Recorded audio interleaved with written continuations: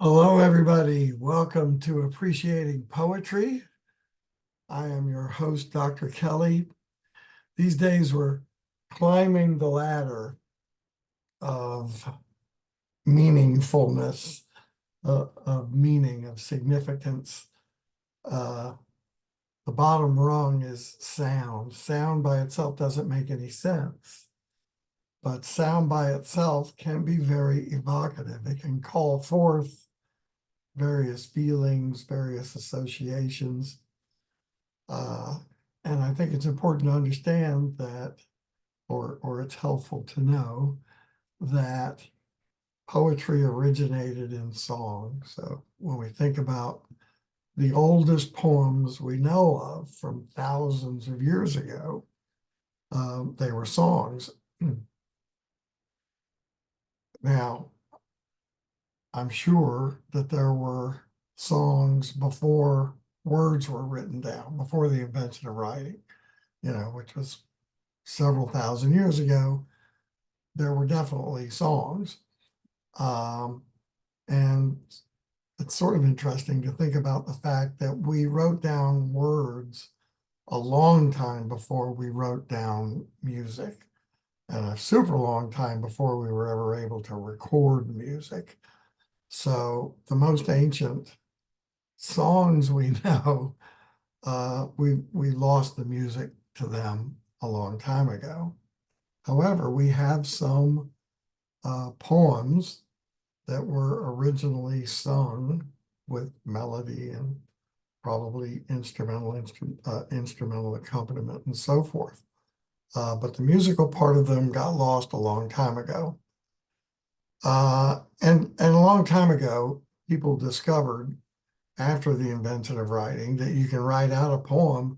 And since there was no way to keep track of the music, uh, you could just start writing poems without music. So, you know, a couple, 3,000 years ago, uh, people started writing poems down, but they didn't have any musical accompaniment. Uh, Simultaneous to that, and when we buy books of poems, that's what we're buying. When we talk about appreciating poetry, we're not talking about appreciating uh, uh, songs, although certainly songs are appreciable. But we're talking about the poetic part, that is the verbal part of songs. And we're talking about verbal artworks that don't have any music accompanying them. So certainly people still write very poetic songs. And people write lots of music that doesn't have any words. And people write words that have a somewhat song-like character, but they don't have any music. Uh, so when we think about poetry historically, which I can't go into very deeply because I'm only going to talk about English language stuff. When we think about poetry historically, we see that many poems, probably most poems, sort of grew away from the song-like uh, character that poetry had. On the other hand, many poems that were never intended to be set to music hold on to this song-like character. So we we in our last meeting looked at a song, and it's recent enough that we can remember the music, but it comes from 400 or 500 years ago. This song called Barbara Allen, and the verse form of Barbara Allen is very commonly used in songs and very commonly used in poems that don't have any song-like character.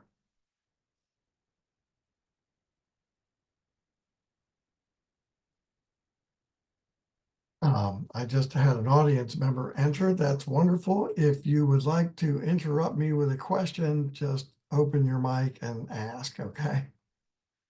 Uh,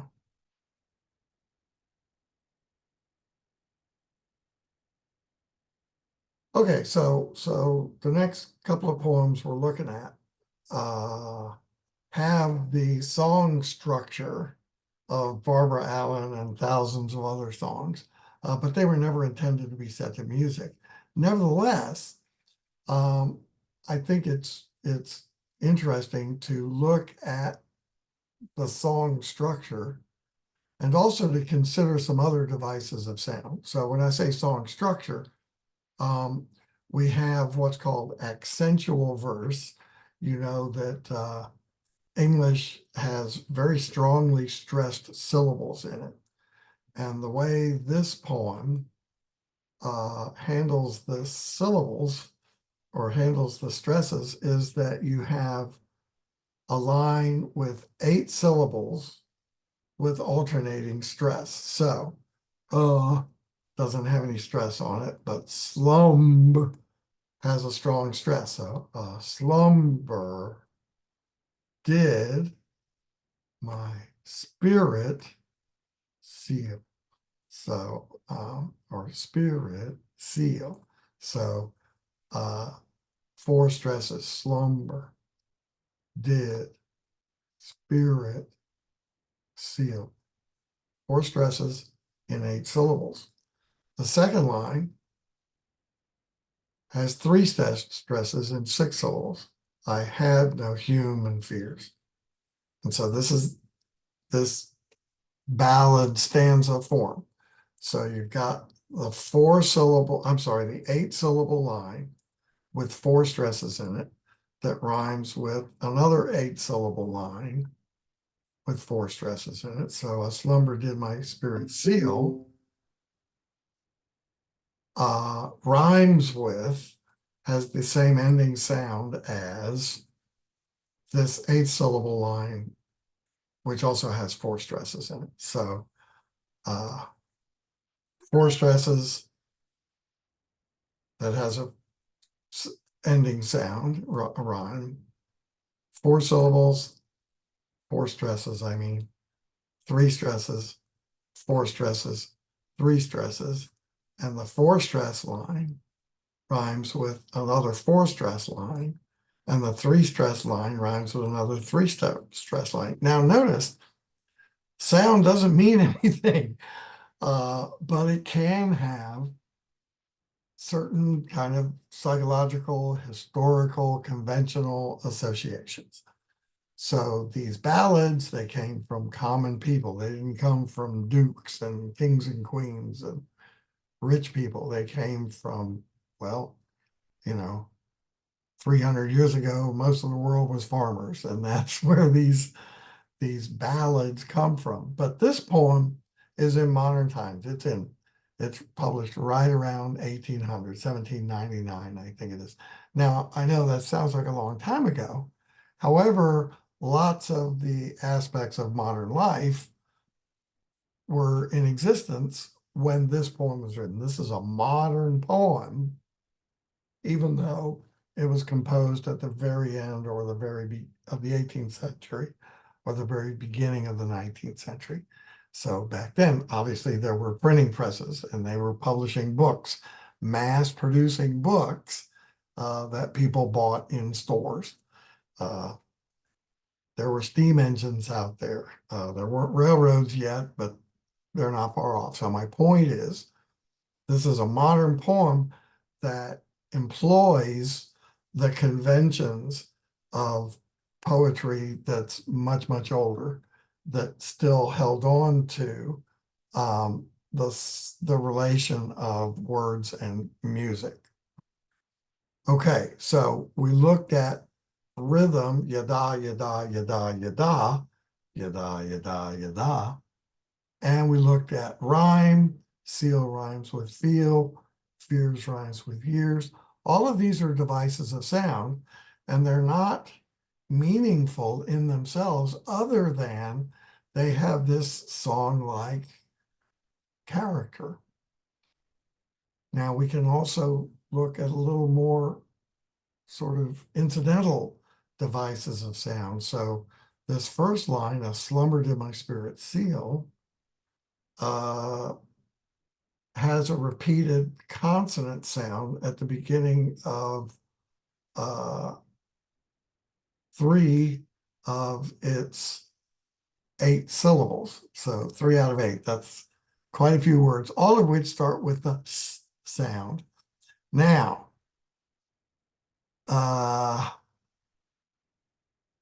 this is an effect called alliteration. And I just want to emphasize that it's just kind of there to sound pretty. It doesn't have any meaning. I don't think that a slumber did my spirit seal has anything to do with a snake or something. It's not a hissing sound. It's just repeated consonant sound. Similarly, you could have repeated vowel sound, and that's what you get in this line. So it's no motion, kind of slow motion. No motion. Has she now? No. And then we have some that are not quite O, but they're very close, like now and force. So, 3 out of 4 syllables. I'm sorry, 3 out of 8 syllables. I get in trouble when I talk about numbers. I'm a lot better with subjects and verbs. I'm going to get to that. No motion, has she now, no force. So 3 out of 8 syllables have O just straight up, and 2 have vowel sounds that are close to O, now and force. So sounds don't mean anything in and of themselves, but they can certainly express, very loose kind of emotional attitudes. They can work with historical conventions and so forth. It does seem to me that no motion has she now, no force. Maybe just because we're used to the meaning of no. There's a no up here too, but notice it's not as insistent as the no, and motion and force in this line.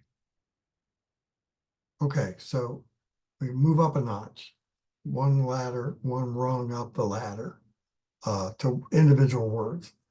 Now we can be pretty definite about emotional effects. I mean, a repeated O sound doesn't necessarily sound like loss, although a repeated no with a now attached to it might sound something like loss.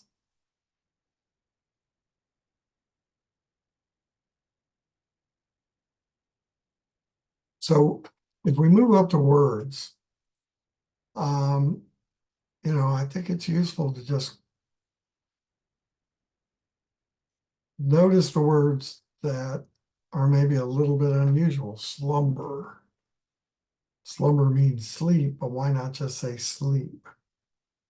Spirit, my spirit. What is my spirit? I guess my soul or my immaterial part or something. Fears. Now that's a word that names a feeling, but I had no fears. So I was fearless. I guess I was feeling good. So fear is a strongly negative feeling word.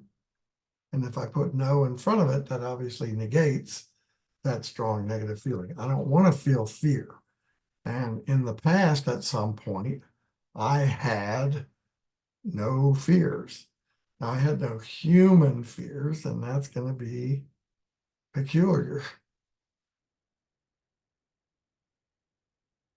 She seemed. We never say seemed, except when we mean it wasn't true. It seemed like she could not feel the touch of earthly years, but that's not true. she could feel the touch of earthly years. And what would that mean? Touch of earthly years. Well, the touch of earthly years has to be the passage of time. And so I was unafraid that she would feel the touch of passing time. Now, why would I fear the touch of passing time? Well, because as time passes, we get old, and that's the best scenario. You just get old, but eventually you don't get any older. Okay, so notice there are some words that have an emotion, that just name an emotion, like fear. There are some words that strongly imply an emotional attitude. So if I say that something seems, I'm kind of explicitly saying that it isn't.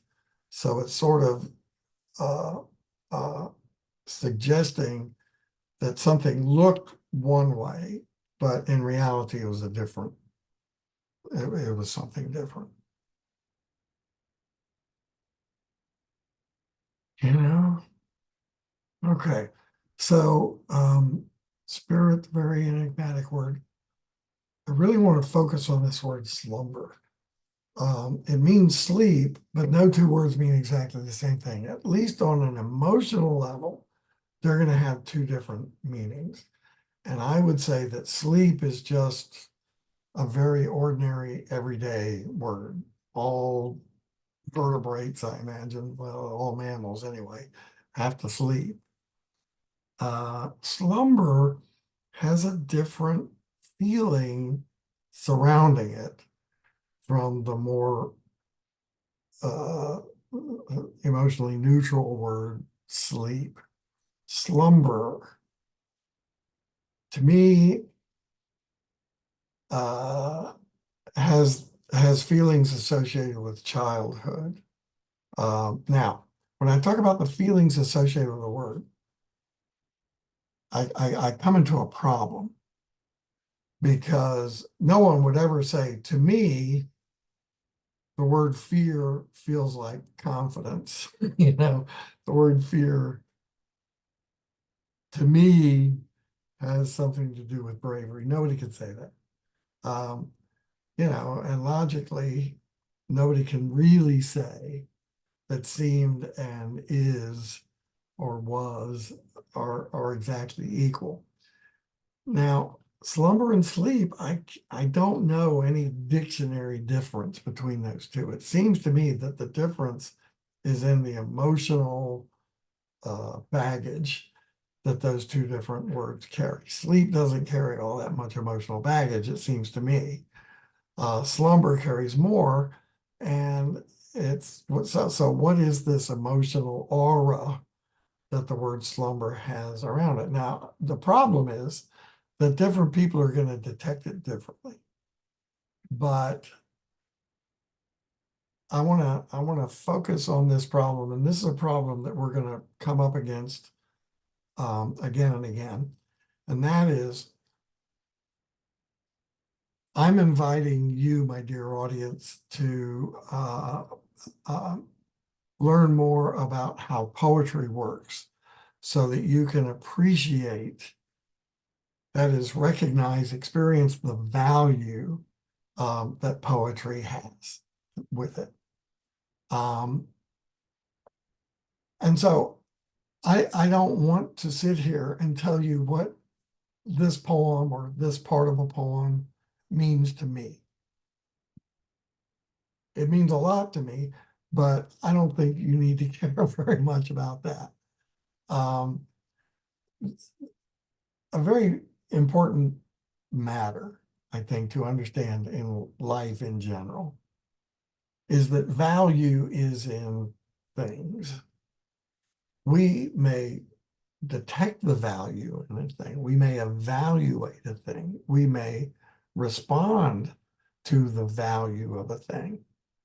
But we have to be kind of humble and understand that we don't sort of inject the value into, a delicious beverage or an impressive big object like a mountain or an ocean. Uh, what we're trying to do is register the value to experience the value that's in the thing. So we have in language a phenomenon called connotation. Connotation means the emotional baggage that words collect over the centuries of their use. So the word slumber simply means sleep, and I'm pretty sure they come from the same root 1,000 years ago. But sleep is just sort of this neutral physiological effect that mammals go to when they become unconscious and paralyzed. Uh, Slumber is much more like a baby in blissful slumber, right? So it has this connotation very strongly, I believe, of childhood, a little less strongly of serenity and maybe even bliss, blissful slumber. Now, we could certainly say blissful sleep, but see, the word slumber has those emotional associations built into them. Now, I freely admit I am registering them, right? And if somebody else wanted to say that my registry of the emotional associations of the word slumber were in error, I would certainly listen to what they have to say. Um, this is the thing, right? That uh, uh, there's no doubt that words carry emotional values with them. And there's no doubt that we have to evaluate that. We have to register, we have to respond to the emotional meaning, call it meaning, of a word. Okay. And so we might have some disagreement, but we ought to be able to find common ground. I mean, just simply on the basis of fear does not mean courage. Fear does not mean the opposite of itself. There are words that do, but fear is not one of them. Okay. So I've got this word slumber, and I've got this word touch, which is a very touchy-feely word, and there's the word feel. And there's the word spirit, which is a rather unearthly word. I had no earthly fears. See, so there are lots of words here that are kind of unearthly, that are kind of exempt from time and the ravages of time. Okay, so that's just word choice. And then look at this next stanza: motion, force, and weirdly diurnal. Notice the words in this first stanza are almost all single syllables. Here's a whole line that's 8 separate words, 8 separate syllables, just one syllable words.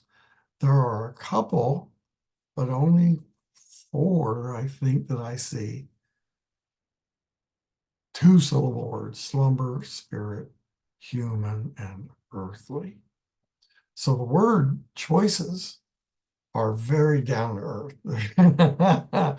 They're very basic, green eggs and ham words for the most part. Now, some of them have very rich emotional connotations, but they're emotional connotations associated with childhood and simplicity.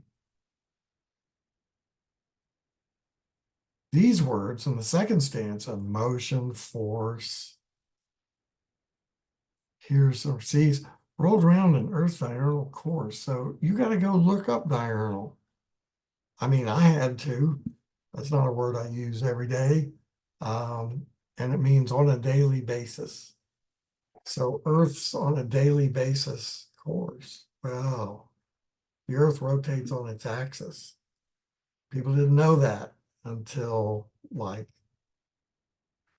the late 16th, early 17th century. Again, I know that sounds like a long time ago. However, uh, that's like 500 years ago, but people have been around for hundreds of thousands of years and they always saw the sun cross the sky. They didn't realize because they're on the earth that the earth rotates on its axis. Now, this line rolled around an Earth's diurnal course. We're not on the earth. We're looking at the earth rotate like a globe in a classroom. Okay, so just looking at word choices, we've got these word choices like slumber and spirit and human and seemed and feel and touch, earthly, right? That are very down to earth, very basic, even associated a little bit with childhood. And that was me, right? A slumber did my spirit seal. Now, it's obvious that sentences make sense. The sense of this first sentence is not obvious um, for reasons that I'm rapidly running out of time to discuss. Uh, but the subject, well, now, first you have to find the verb, and the verb is did seal. So something did seal something else. And the easiest candidates are a slumber did seal my spirit. Now, this is very interesting to me because a slumber is something outside myself and it's doing the sealing. That's the doer of the action is slumber. And me, or rather my mind, my spirit, my immaterial self, is getting sealed by the slumber. So this is my spirit is a direct object. So this sentence is saying that some very vague force outside myself imprisoned me, sealed me up. And consequently, I didn't have the fears that I should have had. And I believed that she was a thing that could not feel the touch of earthly years, but that's only how she seemed. The reality was that she could feel the touch of earthly years.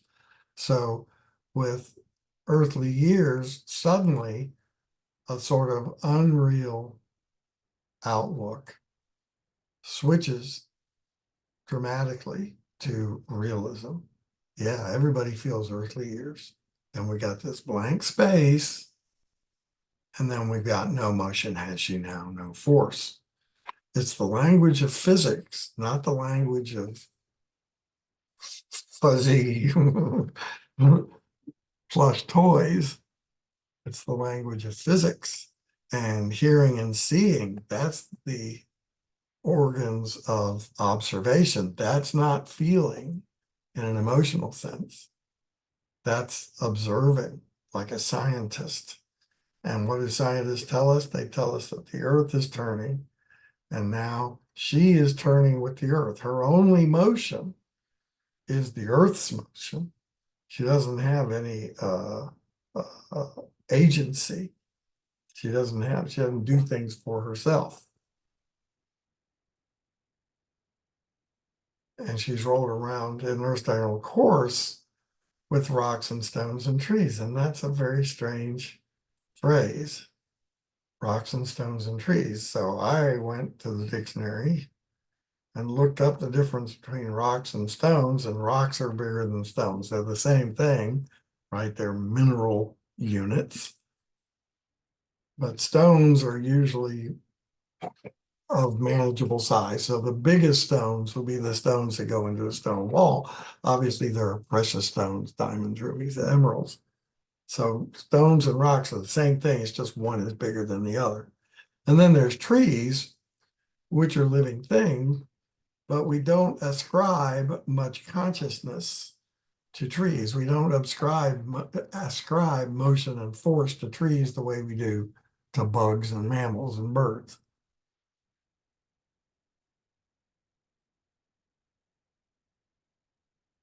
So what we get is an emotional journey. I was unconscious and I didn't appreciate her mortality. Now she has no motion, no force. Now she doesn't see or hear. Now her only motion is the rotation of the earth.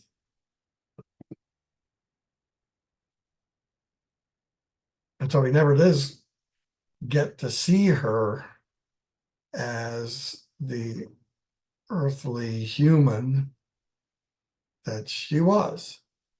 And so how does he feel? Well, it's complicated. No doubt he feels regret for his unconsciousness, but he's also recognizing I didn't choose to be unconscious. I was sealed up in sleep. Now, what caused that to happen? Well, I guess I just didn't appreciate her. All right. So I spent 35 of my 40 minutes talking about that one, when in fact I wanted to talk about this one.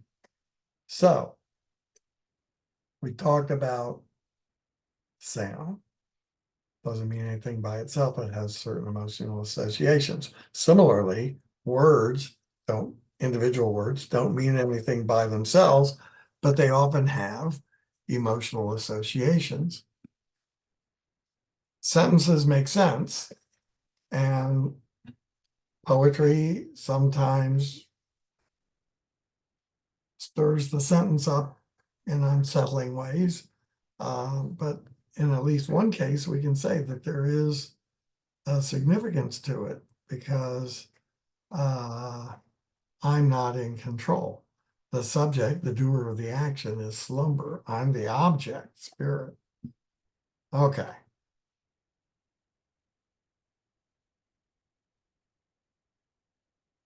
Now, I want to look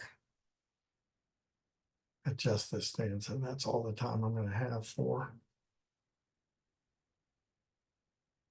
She was a maid. That means a young woman, unmarried. Uh,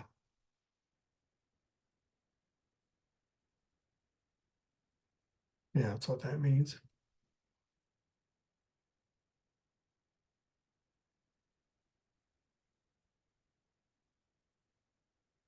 And she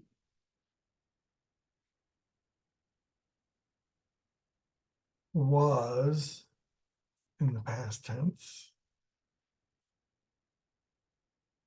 fair as a star. Fair means beautiful. It's nice to have a one syllable word that means beautiful. Fair as a star when only one is shining in the sky. So go out and look at the sky before it's fully dark and it's not too cloudy. You might be able to see that first star that comes out, and people have a strong feeling about the stars. And people have gazed at the stars for many thousands of years, and the first star that comes out is kind of an exciting special moment. And so we have little prayers: starlight, star bright, first star I see tonight. I wish I may, I wish I might have the wish I wish tonight. So let's face it, kids, we're praying to the star. Now, who do you suppose that star is but Venus? Yeah, goddess of love. She's also that's the evening star. She's also the morning star. And most languages have two different words for that. So uh, the morning star in Greek is called phosphor, light bearer. An evening star is called Hesper, and I don't know what that means other than evening star. So she's fair as a star. Do you have to know that that's Venus? Well, no, but it's kind of cool when you do. And I'll bet you William Wordsworth knew it. She's fair as the star of love is she, whose name is Lucy. So this is so basic a figure of speech that we don't even, it barely qualifies as a figure of speech. But I want you to notice that before it's a figure of speech, and I'm not going to talk about that in 2 minutes, it's an image, right? I can't say a star when only one is shining in the sky without your picturing that one star up there. That's how images work. And poets have had thousands of years to get really good at creating images so that you just can't help it. When you hear me say a star when only one is shining in the sky, that's what you picture, that one star up there. No other stars out there. Now, there's another image here, and I'm going to have to postpone this one to the next one. A violet by a mossy stone, half hidden from the eye. So there's a violet, a small, very tender flower beside a mossy stone, but it's also partly concealed by the mossy stone, half hidden from the eye. So this is a very precise image. So you got a picture of a mossy stone. A mossy stone isn't a great big rock. We learned that. It's smaller, sort of liftable, I imagine. You could make a wall out of stones, but that's as big as stones get. So violets are little bitty flowers, and they're famously shy. Are they really? Well, they can flourish when there's not much direct sunshine. So a violet by a mossy stone. And we're gonna have to think about that image. Um, Stone is mossy, so that implies ancientness. It's been there for a long time. It's covered with moss. That takes a long time. Violets bloom and then they're gone. So we have this ephemeral thing, this thing that doesn't stick around very long, half hidden by this thing that's there virtually forever. Now, it doesn't say that she was like a violet. It just says she dwelt among the untrodden ways, a maid whom there were none to praise, a violet by a mossy stone. So she, a maid, is a violet. So fair as a star is a simile, but a violet by a mossy stone is a metaphor. And we're going to have to talk about that next time. So thank you, my friends. You can leave me a comment if you want at Appreciating Poetry 4. That's Appreciating Poetry number 4, or the number 4, at .wordpress.com. Appreciating Poetry 4 .wordpress.com. Thank you, and I'll see you next time. Bye-bye.